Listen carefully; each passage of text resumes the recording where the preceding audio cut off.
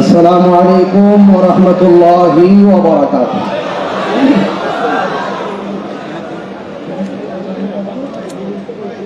আহলে সুন্নাত ওয়াল জামাত, ঐক্যবদ্ধ আহলে সুন্নাত ওয়াল জামাত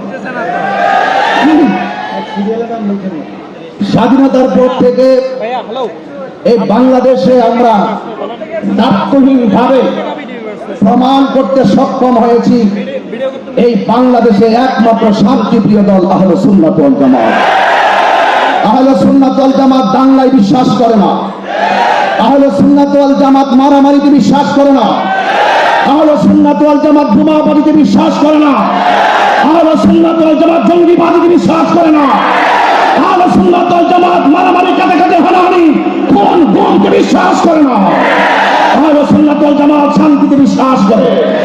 আহলে সুন্নাত ওয়াল জামাত সম্প্রীতিকে বিশ্বাস করে।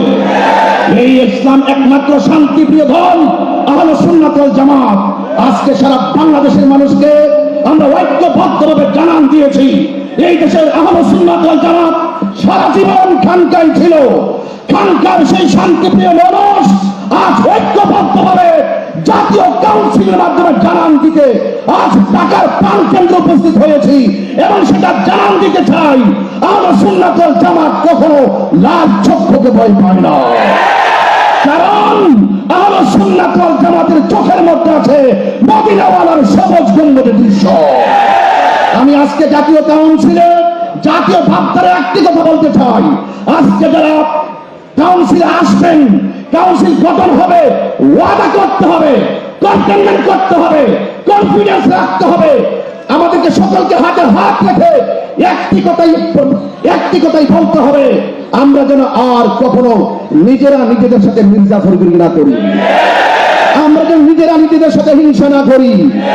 আমরা যেন নিজেরা নিজেদের সাথে প্রতিহিংসা না করি। আমরা সকলে ঐক্যবদ্ধভাবে অনেক দূর এগিয়ে যাব ইনশাআল্লাহ।